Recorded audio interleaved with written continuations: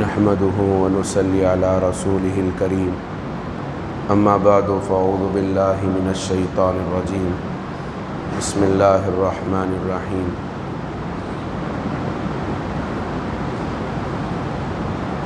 قال النبي صلى الله عليه وسلم رجل تصدق اخفاء حتى لا تعلم شماله ما تنفق يمينه او كما قال النبي علیہ الصلاۃ والسلام۔ محترم معزز سامعین، برادران ملت، اللہ تبارک و تعالی میدان محشر جب قائم کریں گے تو بعض روایات میں آتا ہے کہ یہ جو زمین ہے اس زمین کو تبدیل کر دیں گے۔ جو زمین اب ہے وہ زمین نہیں ہوگی۔ حضرت عبداللہ ابن مسعود رضی اللہ تعالیٰ عنہ روایت کرتے ہیں کہ وہ زمین تبدیل کر دی جائے گی اور ایسی زمین ہوگی کہ جس پر ایک رتی برابر بھی کوئی گناہ نہیں کیا ہوا ہوگا۔ حضرت جابر رضی اللہ تعالیٰ عنہ فرماتے ہیں کہ جب میدان محشر قائم کیا جائے گا تو زمین کو اللہ تبارک و تعالیٰ چمڑے کی طرح کھینچ کر پھیلا دیں گے، چمڑے کی طرح کھینچ کر پھیلا دیں گے۔ حضرات علماء فرماتے ہیں کہ چمڑے کی طرح کھینچ کر پھیلانے کا مطلب یہ ہے کہ اس کی جو بلندی ہے، پہاڑ ہیں، ان سب کو مسطح کر دیا جائے گا، لیول کر دیا جائے گا۔ اس لیے کہ حضرت آدم علیہ السلام سے لے کر قیامت تک جتنے انسان آنے ہیں سب کو اسی میدان میں جمع کرنا۔ حضرت جابر فرماتے ہیں کہ لوگوں کی اتنی کثرت ہوگی، اتنی کثرت ہوگی میدان محشر میں کہ لوگوں کو کھڑنے کے لیے صرف خدموں کی جگہ ملے گی، صرف خدموں کی جگہ ملے گی، اس کے علاوہ ان کو ادھر ادھر پلٹنے کے لیے بھی جگہ نہیں ملے۔ ایک روایت میں یہاں تک آتا ہے اللہ جب فرشتوں کو حکم کریں گے کہ لائن سے کھڑا دو، تو جب حساب دینے کے لیے لوگ کھڑے ہوں گے تو وہ پیروں کے، خدموں کے، انگلیوں کے بل کھڑے ہوں گے، خدموں کے انگلیوں کے بل کھڑے ہوں گے۔ ایسا عالم ہوگا، ایسے عالم میں اللہ تبارک و تعالی کچھ بندوں کو اپنے عرش کا سایہ عنایت فرمائیں گے۔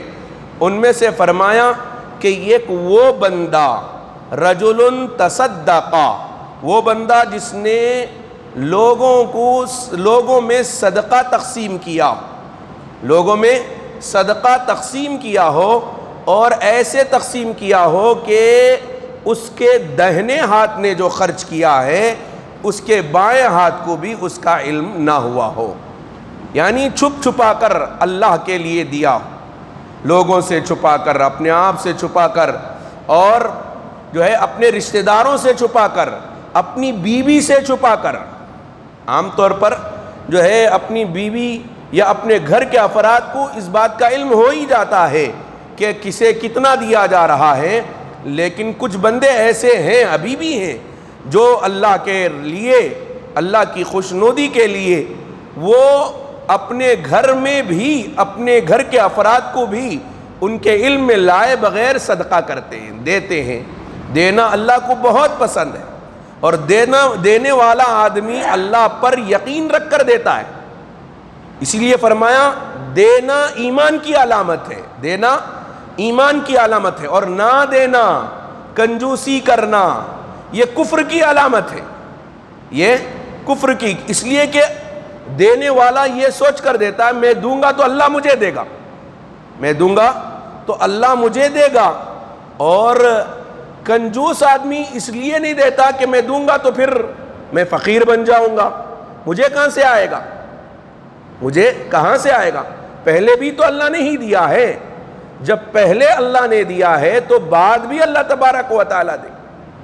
اس لیے فرمایا کہ دینا اللہ کو بہت پسند ہے، اتنا پسند ہے اور قرآن مجید کے اندر اللہ تبارک و تعالی فرماتے ہیں دونوں صدقے کے جو دو قسمیں ہیں، ایک لوگوں کے سامنے علل اعلان دینا، مسجد میں بیٹھے ہیں اعلان کر رہے ہیں، مدرسے کا مسئلہ ہے، مجمع میں اعلان کیا جا رہا ہے، تو وہاں پر بعض مواقع ایسے ہیں جہاں پر علل اعلان دینا زیادہ ثواب کا باعث ہے۔ علل اعلان دینا، اگر آپ نے مجمع میں اٹھ کر دیا اور یہ نیت لے کر دیا اللہ کو راضی کرنے کے ارادے سے، اور اسی کے ساتھ ساتھ دوسرے لوگوں کو ترغیب کے ارادے سے کہ میں دوں گا تو دوسرے بھی دیں گے، ترغیب کے ارادے سے آپ نے علل اعلان دیا، تو فرماتے ہیں کہ اس موقع سے علل اعلان دینا ہی زیادہ ثواب کا باعث،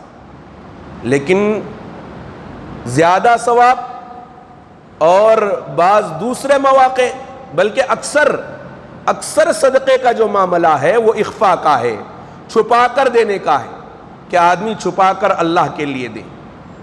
ترمذی شریف کی روایت ہے کہ اللہ تبارک و تعالی کو 3 بندے بہت زیادہ محبوب ہیں، بہت زیادہ 3 بندے محبوب ہیں، اور 3 بندے بہت زیادہ مبغوض ہیں، ناپسندیدہ ہیں اللہ تعالیٰ۔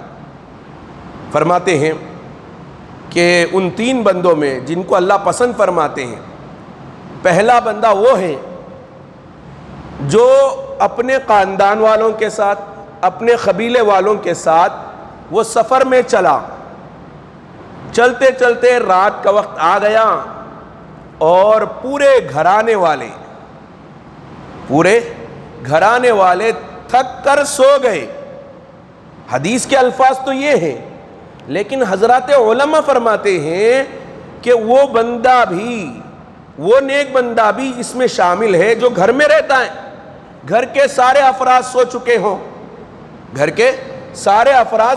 ہوں، تو ایسے ہی فرمایا کہ حدیث میں جو الفاظ آئے ہیں وہ الفاظ یہ ہیں کہ باہر راستے میں ایک خاندان والوں کے ساتھ، قبیلے والوں کے ساتھ یا جماعت کے ساتھ چلا ہو، اور پوری جماعت تھک کر رات میں سو گئی ہو، اور ایک بندہ، ایک مرد مجاہد رات میں جب آدمیوں کے سونے کے بعد اٹھتا ہو اور اٹھ کر مصلی بچھاتا ہو، اچھی طرح وضو کرتا ہو، نماز میں کھڑا ہو جاتا ہو، تو اس کا وہ نماز میں لگ جانا، اللہ کی یاد میں لگ جانا اور اللہ تعالیٰ کی تلاوت میں لگ جانا ایسے وقت میں جبکہ سارے کے سارے لوگ سو رہے ہوں، تو یہ ادا اللہ کو بہت زیادہ پسند۔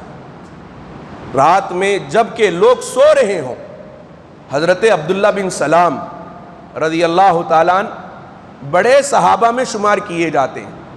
اسلام لانے سے پہلے وہ یہودیوں میں سے تھے، یہودیوں کے عالم تھے، عالم شمار کیے جاتے تھے، بڑا گہرا علم تھا حضرت عبداللہ بن سلام کا، اور یہودیوں میں اچھا اونچا مقام تھا، لیکن حضرت عبداللہ ابن سلام فرماتے ہیں کہ میں مدینے میں آ کر رہ گیا تھا اس انتظار میں کہ محمد عربی صلی اللہ علیہ وسلم یہاں پر آئیں، چونکہ وہ تورات پڑھے ہوئے تھے،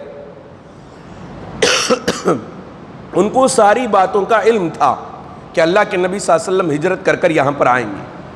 تو میں انتظار میں تھا، میرے کانوں میں خبر پہنچی کہ محمد عربی صلی اللہ علیہ وسلم مدینے میں آئے ہیں، تو میں اللہ کے نبی صلی اللہ علیہ وسلم کے پاس دوڑا چلا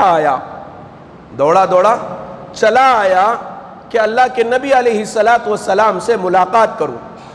تو پہلی مرتبہ جب میری نگاہ اللہ کے نبی علیہ السلام پر پڑھی، پہلی مرتبہ جب میں نے آپ کو دیکھا تو آپ مجمع میں تھے اور آپ بیان کر رہے تھے، اور آپ کے جو الفاظ تھے وہ یہ تھے: افشوا السلام واطعموا الطعام صلوا باللیل والناس نیام۔ یہ 3 کلمات حضرت عبداللہ بن سلام فرماتے ہیں کہ میں نے اللہ کے نبی علیہ السلام کی زبان مبارک سے سنا۔ حضرت عبداللہ بن سلام کا لمبا واقعہ ہے کہ وہ پہلی مرتبہ آتے ہیں، سوالات کرتے ہیں، پھر ایمان میں داخل ہوتے ہیں، ایمان میں داخل ہونے سے پہلے کی بات بتا رہے ہیں. کہتے ہیں کہ میں نے جیسے ہی اللہ کے نبی صلی اللہ علیہ وسلم کو دیکھا تو سب سے پہلے اللہ کے نبی صلی اللہ علیہ وسلم کی زبان سے جو سنا وہ یہ تھا افشوا السلام، سلام کو عام کرو، سلام کو خوب پھیلاؤ. چھوٹوں کا بڑوں کا، جب بھی کوئی مسلمان بھائی دکھے تو فوراً سلام کر دو. سلام اللہ کا نام ہے، سلام حضرت آدم علیہ السلام سے چل رہا ہے. سلام کا نظام اللہ نے دیا ہے. حضرت آدم علیہ السلام کو پیدا فرمانے کے بعد جو پہلا کام آپ نے اللہ تعالیٰ نے عنایت فرمایا، پہلا عمل وہ سلام والا عمل تھا کہ حضرت آدم سے فرمایا کہ اے آدم جاؤ، فرشتوں کی مجلس بیٹھی ہوئی ہے، فرشتوں کو جا کر تم سلام کرنا، اور پھر جو جواب دیتے ہیں اس کو یاد کر لینا، اس لیے کہ تمہاری جو اولاد آئے گی ان اولاد کا یہی سلام و جواب ہوگا. چنانچہ فرماتے ہیں کہ حضرت عبداللہ بن سلام فرمایا کہ اللہ کے نبی علیہ السلام نے فرمایا افشوا السلام، سلام کو پھیلاؤ. بعض روایات میں آتا ہے علی من عرفت ومن لم تعرف، جسے آپ جانتے ہو اسے بھی سلام کرو اور جسے آپ نہیں جانتے اسے بھی سلام کرو. آج ہمارا معاملہ کیا ہے؟ ہم جسے جانتے ہیں اسے تو سلام کرتے ہیں، لیکن جسے ہم جانتے نہیں اسے سلام نہیں کرتے. سلام کے آداب بھی ہیں. مسلمانوں کو چاہیے کہ مسلمان بن کر رہے. آج بہت مرتبہ ایسا، بہت سارے لوگ ایسے ہوتے ہیں نہ ان کے چہرے پر داڑھی ہوتی ہے، نہ سر پر ٹوپی ہوتی ہے. اب سلام کرے تو کیسے سلام کرے، کسے سلام کرے؟ معلوم بھی تو ہونا چاہیے کہ یہ مسلمان ہیں. اب یہ مسلمان ہے تو مسلمان کو سلام کیا جائے گا. چنانچہ فرماتے ہیں کہ افشوا السلام واطعموا الطعام، اسلام میں کھانا کھلانے کا بہت اونچا مقام ہے، اونچا مرتبہ ہے کہ کسی غریب کو کھانا کھلایا جائے، کسی یتیم کو کھانا کھلایا جائے، کسی مالدار کو کھلایا جائے. مالدار کو بھی کھلایا جا سکتا ہے، کسی اللہ والے کو کھلایا جا سکتا ہے. تو کھانا کھلانے کا اسلام میں بڑا اونچا مقام ہے. اور اللہ کے نبی علیہ السلام نے فرمایا اطعموا الطعام، لوگوں کو کھانا کھلاؤ.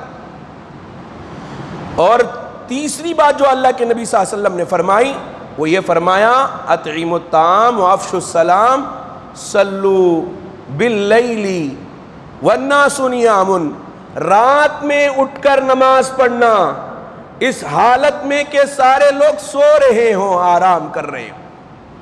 یہ اللہ کو بہت پسند ہے، بے انتہا اللہ تبارک و تعالی اس بات کو پسند فرماتے.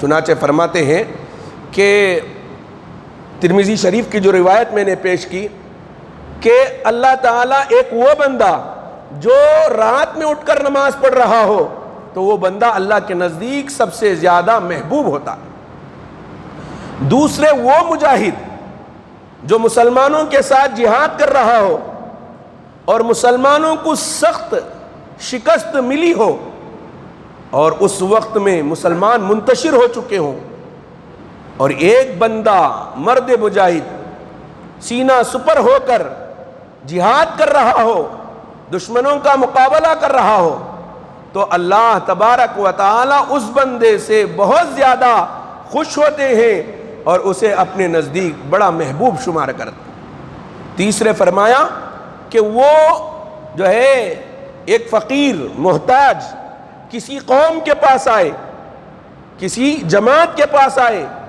اور آ کر وہ ان سے سوال کرے، اپنی حاجت ان کے سامنے رکھے. حدیث میں یہ بھی الفاظ موجود ہیں کہ اس بندے کو وہ جماعت والے جانتے نہ ہو، ان کا آپس میں کوئی تعارف نہ ہو، اب جو ہے اس قوم سے جماعت سے سوال کر رہا ہو تو قوم والوں نے اسے دھتکار کر بھیج دیا ہو، اسے خالی ہاتھ لوٹا دیا ہو اور وہ واپس جا رہا ہو. اتنے میں اس جماعت میں سے ایک بندہ تھوڑی دیر کے لیے اس جماعت سے الگ ہوتا ہو اور دھیرے دھیرے چل کر اس فقیر محتاج کے پاس آتا ہو اور آ کر اس کو ایسے دے دیتا ہو کہ اس کی قوم والے اسے نہ دیکھتے ہوں، سوائے اس کے اور اللہ کے اور سائل کے درمیان میں کوئی جو ہے اس بات کو نہ جانتے ہو تو اللہ تبارک و تعالی کو یہ بندہ بہت زیادہ پسند. تو معلوم یہ ہوا کہ چھپ چھپا کر دینا، چھپ چھپا کر لوگوں میں پیسے دینا، ان کی ضرورتیں پوری کرنا، ان کی حاجتیں پوری کرنا اللہ تعالیٰ کو بے انتہا پسند ہے. اللہ بہت زیادہ خوش ہوتے ہیں. 3 بندے وہ ہیں جن سے اللہ ناراض ہوتے ہیں، اپنے نزدیک ناپسند کرتے ہیں.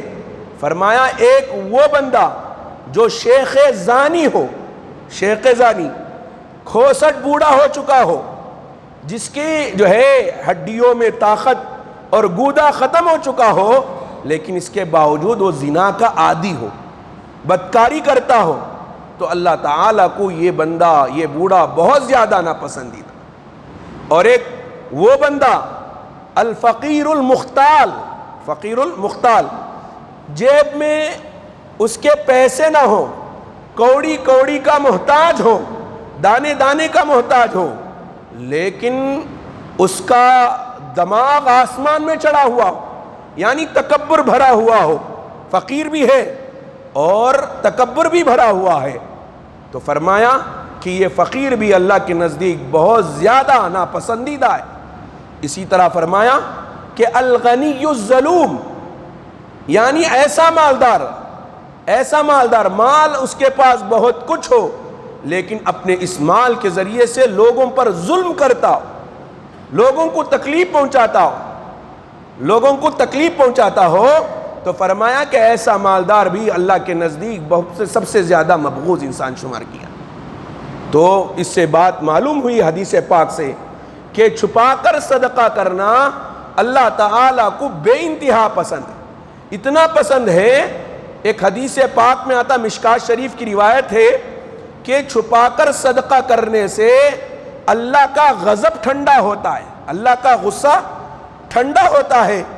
فرماتے ہیں فرشتوں نے ایک مرتبہ اللہ تبارک و تعالی سے یہ جو ہے سوال کیا، کہا کہ مولا زمین میں آپ نے نیچے مخلوق میں بڑے بڑے پہاڑ بنائے ہیں، اتنے بڑے بڑے پہاڑ، طاقتور پہاڑ، مضبوط، اتنے بڑے بڑے چٹان، کیا آپ نے ان پہاڑوں سے بھی مضبوط کوئی چیز پیدا کی ہے؟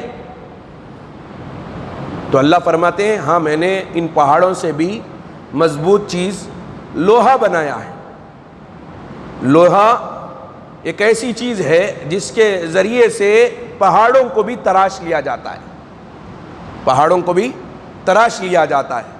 تو اللہ نے فرمایا کہ میں نے لوہا پیدا کی ہے، لوہے کے ذریعے سے پہاڑوں کو تراشا جاتا ہے، توڑا جاتا ہے. تو فرشتوں نے پوچھا کیا لوہے سے بھی طاقتور کوئی چیز آپ نے پیدا کی؟ تو اللہ نے فرمایا کہ ہاں میں نے لوہے سے بھی طاقتور آگ کو پیدا کیا ہے. لوہے کو آپ آگ میں رکھیں گے تو لوہا بھی کیا ہو جائے گا؟ پگھل جائے گا. تو فرماتے ہیں فرشتوں نے دوبارہ سوال کیا کہ مولا کیا آگ سے بھی زیادہ طاقتور چیز کسی کو پیدا کیا؟ تو اللہ نے کہا کہ ہاں میں نے آگ سے بھی طاقتور چیز پیدا کی ہے، وہ پانی ہے، یعنی پانی کو آگ میں ڈالیں گے تو پانی، آگ جو ہے بجھ جائے گی. تو پھر اللہ تعالیٰ حضرات فرشتوں نے اللہ سے دوبارہ سوال کیا کہ کیا پانی سے بھی طاقتور کوئی چیز پیدا کی؟ تو فرمایا کہ ہاں پانی سے بھی طاقتور چیز میں نے پیدا کی ہے، وہ ہے بادل، ہوا. ہوا جو ہے پانی کو بھی اڑا لے جاتے ہیں، سمندروں کو خالی کر دیتے ہیں.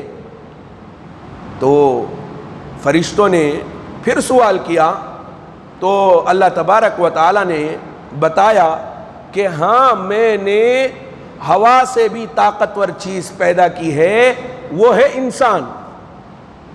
کہ اللہ نے انسان کو پیدا کیا اور ان سارے چیزوں کا کنٹرول انسان کے ہاتھ میں دے دیا. اب انسان جو ہے لوہے کو فضاؤں میں اڑا سکتا ہے، ہواؤں کو کنٹرول کر سکتا ہے، ایسی مشنریاں بناتا ہے جس سے ہوائیں کنٹرول ہوتی ہیں. تو اللہ نے انسان کو ہوا سے زیادہ طاقتور بنایا. اور پھر اللہ فرماتے ہیں کہ میں نے انسان سے زیادہ طاقتور چیز بنائی ہے، وہ یہ ہے کہ مومن بندے کا صدقہ کرنا چھپ چھپا کر. یہ انسان سے بھی زیادہ مضبوط ہے، انسان سے بھی زیادہ مضبوط ہے کہ یہ چھپ چھپا کر صدقہ کرنے سے میرا غضب ٹھنڈا ہوتا ہے. الصدقۃ تطفئ غضب الرب، کہ صدقہ اللہ کے غصے کو ٹھنڈا کرتا ہے. صدقہ اللہ کے غصے کو ٹھنڈا کرتا ہے. تو یہ چھپ چھپا کر صدقہ کرنا اللہ کو بے انتہا پسند ہے. اللہ بہت زیادہ خوش ہوتے ہیں. اور اتنی طاقت ہے چھپا کر صدقہ کرنے میں کہ چور بھی چوری چھوڑ دے، زانی زنا کو چھوڑ دے، مالدار جو زکوٰۃ خور ہوتا ہے، اللہ نے مال دیا لیکن مال رکھنے کے بعد، مال رہنے کے باوجود وہ زکوٰۃ نہیں نکالتا. لیکن صدقے کے اندر ایسی طاقت ہے کہ اس زکوٰۃ خور کو بھی زکوٰۃ دینے والا بنا دے. حدیث پاک کے اندر آتا ہے کہ بنی اسرائیل میں اللہ کے نبی علیہ الصلاۃ والسلام بیان فرماتے ہیں بنی اسرائیل کے ایک آدمی کا واقعہ، کہ بنی اسرائیل میں ایک آدمی تھا جو رات میں اللہ تبارک و تعالی کی رضامندی کے خاطر چھپا کر صدقہ کرنا چاہتا تھا. اس نے گھر سے باہر نکلا، راستے میں ایک آدمی ملا، یہ سمجھ لیا کہ رات کی تاریکی ہے، کوئی نہیں دیکھ رہا ہے، چلو میں صدقہ کر دیتا ہوں. صدقہ کر دیا. صبح ہوئی تو صبح لوگوں میں یہ چرچا ہوا کہ کل رات ایک آدمی نے چور کو صدقہ کر دیا، صدقہ چور کو کر دیا. تو وہ آدمی پریشان ہوا، جو صدقہ میں دینا چاہ رہا تھا میرا یہ صدقہ ادا نہیں ہوا ہے، چلو دوسرے دن پھر میں چھپ چھپا کر صدقہ کر دوں. پھر دوسری رات میں نکل کر وہ ایک عورت ملی تو عورت کو اس نے صدقہ دے دیا. اب صبح میں پھر سے چرچا ہوا، تو صبح میں چرچا یہ ہوا کہ رات میں کسی بندے نے ایک زانی عورت کو صدقہ کر دیا. اب پھر یہ آدمی پریشان. تیسرے دن پھر وہ صدقہ لے کر نکلا، اور صدقہ لے کر نکلا تو ایک آدمی ملا، آدمی کو دے دیا. پھر تیسرے دن چرچا ہوا صبح میں کہ ایک مالدار آدمی کو رات میں کسی نے صدقہ دے دیا. اللہ کے نبی علیہ السلام فرماتے اس وقت کے جو پیغمبر تھے، ان کے پیغمبر کو اللہ تبارک و تعالی نے یہ پیغام بھیجا کہ رات میں چھپا کر تمہارا صدقہ کرنا اللہ کو بے انتہا پسند آیا. اتنا پسند آیا کہ تم نے پہلے دن چور کو دیا تھا، ہم نے اس صدقے کی طاقت کی وجہ سے اس چور کی زندگی کو بدل دیا. چور نے سوچا جب گھر بیٹھے مجھے پیسے مل رہے ہیں تو میں چوری کیوں کروں. اس نے چوری سے توبہ کی. اور دوسرے دن جو زانیہ عورت تھی، اس تمہارے چھپ چھپا کر صدقہ کرنے کی وجہ سے عورت نے سوچا کہ میں جب گھر بیٹھے اللہ مجھے روزی دے رہا ہے تو میں کیوں جا کر زنا کروں، بدکاری کروں. میں توبہ کرتی ہوں، معافی مانگتی ہوں. اللہ نے اس چھپ چھپا کر صدقہ کرنے کی وجہ سے چور کو بھی ہدایت دی، زانیہ کو بھی ہدایت دی، اور اس مالدار کو بھی. مالدار کہنے لگا میرے پاس اتنا مال ہے لیکن میں دیتا نہیں، کوئی بندہ چھپ چھپا کر ایسے دے رہا ہے، چلو میں بھی اپنے مال کی زکوٰۃ نکالو. تو وہ اپنے مال کی زکوٰۃ نکال. تو اللہ کے نبی علیہ الصلاۃ والسلام یہ پوری حدیث بیان کر رہے ہیں کہ بنی اسرائیل کے فلاں آدمی نے چھپ چھپا کر صدقہ کیا تو اللہ تعالیٰ کو اس کا صدقہ اتنا پسند آیا کہ اللہ نے اس کے صدقے کے بدلے میں لوگوں کی زندگیاں بدل دی، لوگوں کی کایا پلٹ دی. تو محترم بزرگ اور عزیز دوستو، کہ صدقہ کرنا، چھپا کر کرنا، یہ اللہ کو بے انتہا پسند ہے. ہم بھی کچھ نہ کچھ ہمارے زندگی میں ایسا کام کریں. ہمارا کیا ہے؟ ہم کرتے ہیں، دیتے ہیں، اس سے انکار نہیں ہے، صدقہ بھی دیتے ہیں، مسجد کو بھی دیتے ہیں، اور غریبوں کو، یتیموں کو، مسکینوں کو دیتے ہیں، لیکن ہم دیتے بھی ہیں، دکھاتے بھی ہیں۔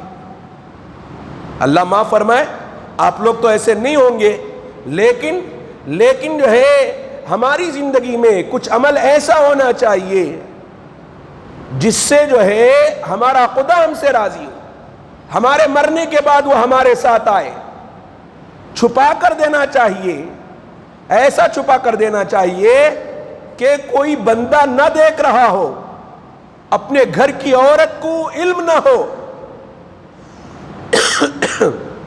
بہت مرتبہ بہت رشتہ دار ایسے ہوتے ہیں جو ضرورت مند ہوتے ہیں، تو اگر آپ نے چھپا کر ایسے لوگوں کی مدد کی تو آپ کے مرنے کے بعد، آپ کے جانے کے بعد، ایک تو آپ کے ساتھ یہ صدقہ ثواب کی شکل میں اللہ تبارک و تعالیٰ بھیجے ہوں گے، لیکن آپ چھپا کر صدقہ کرتے رہیں گے، لوگوں کا تعاون کرتے رہیں گے، تو آپ کے انتقال کے موقع پر جب پتہ چلے گا تو آپ کے ذکر خیر میں اور اضافہ ہو جائے گا۔ اللہ ہم سب کو چھپ چھپا کر اللہ کی رضا کے لیے صدقہ کرنے کی اللہ ہم سب کو توفیق عطا فرمائے۔ آمین وآخر الدعوانا ان الحمدللہ رب العالمین۔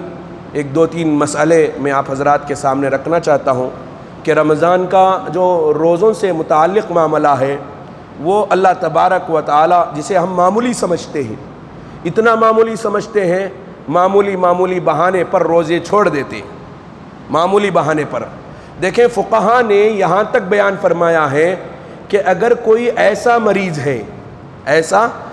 ہے جس کے خون کی روزانہ یا 8 دن میں 2 بار 3 بار صفائی ہوتی ہو، جسے ڈیالسس کہا جاتا ہے، کہ ایسا اگر مریض ہے جس کو ڈیالسس کیا جاتا ہو، ہفتے میں 1 مرتبہ 2 مرتبہ خون کی تبدیلی کی جاتی ہو، تو بھی جو ہے حضرات فقہا نے بیان فرمایا ہم میں اگر ایسا ہے تو ہم بہت سارے لوگ یہ سوچ لیتے ہیں کہ بھی ہم کو تو روزہ معاف ہے۔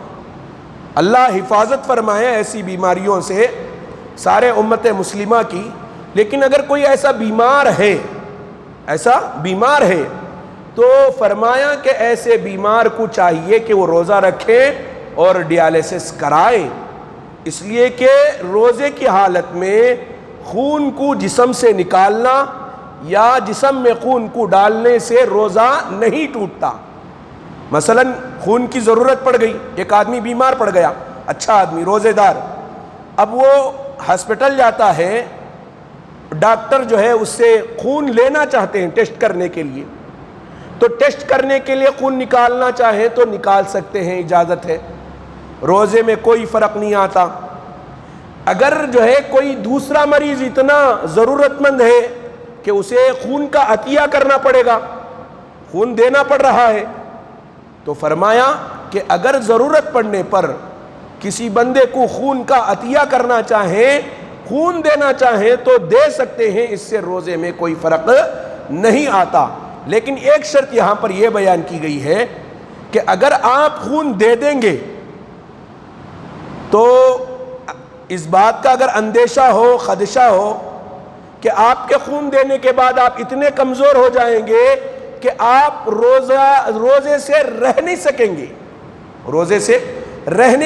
روزے میں کمزوری پیدا ہو جائے گی، تو فرماتے ہیں حضرات فقہا اگر ایسی بات ہے تو خون دینے کی اجازت نہیں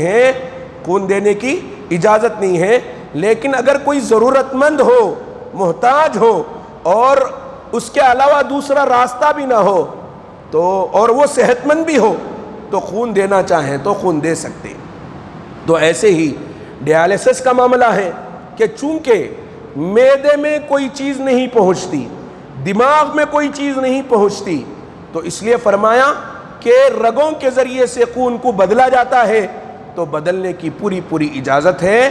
ڈیالسس کا مریض روزہ رکھ کر اپنی جو ہے خون کی صفائی کر سکتا ہے، خون کو بدل سکتا ہے، تو یہ جو ہے کچھ مسائل ہیں۔ اسی طرح عام طور پر کسی کے منہ سے خون نکل گیا، کسی کے منہ سے خون نکلا، دانت سے خون نکلا، اب دان سے خون نکلنے کے بعد وہ بندہ اگر منہ سے نکال کر تھوک دیا، فوراً نکال کر تھوک دیا، تو روزے میں کسی قسم کا فرق نہیں پڑے گا۔ مسئلہ یہ ہے کہ حلق کے اندر باہر سے کوئی چیز اندر نہ جائے، باہر سے کوئی چیز اندر نہ جائے۔ تو فرماتے ہیں کہ خون نکلتے ہی دانتوں میں خون نکلا محسوس ہوا تو فوراً نکال کر تھوک دینا چاہیے۔ اگر جو ہے تھوکا نہیں، تھوک کے ساتھ وہ نگل لیا، تھوک کے ساتھ نگل لیا، تو اب دیکھا جائے گا کہ کتنا نگلا ہے۔ جو اس نے نگلا ہے اسے نکال کر یہ دیکھا جائے گا، نکالنے کا مطلب یہ ہے کہ اس وقت میں جو منہ کے اندر جو خون اور تھوک ہے ان دونوں کو نکال کر دیکھا جائے گا کہ اگر خون کم ہے، تھوک زیادہ ہے، تھوک کی مقدار زیادہ ہے اور خون کی مقدار کم ہے، تو تب بھی روزے میں کوئی فرق نہیں پڑے گا، تب بھی روزے میں کوئی فرق نہیں پڑے گا۔ لیکن اگر خون کی مقدار زیادہ ہے اور تھوک کی مقدار کم ہے، یا یہ کہ دونوں کی مقدار برابر برابر ہے، تو حضرات فقہا نے فرمایا کہ اس بندے کا روزہ ٹوٹ جائے گا، اس بندے کا روزہ ٹوٹ جائے گا، لیکن اسے کفارہ دینا لازم نہیں ہے۔ روزہ تو ٹوٹ گیا، اب ٹوٹنے کے بعد یہ کیا کرے؟ یہ تو روزے سے رہے، جیسا روزہ عام آدمی رہتا ہے ویسے ہی رہے، لیکن اس بندے کو ایک قضا روزہ رکھنا لازم ہوگا۔ رمضان کے علاوہ رمضان کے بعد میں ایک روزہ وہ قضا کرے گا، ایک روزہ وہ قضا کرے گا، کفارہ دینا لازم نہیں رہے گا۔ تو یہ چند مسائل تھے جو آپ حضرات کے سامنے لائے گئے۔ اللہ تعالی ہم سب کو عمل کی توفیق عطا فرمائے۔ سبحان اللہ بحمدہ، سبحانک اللہم۔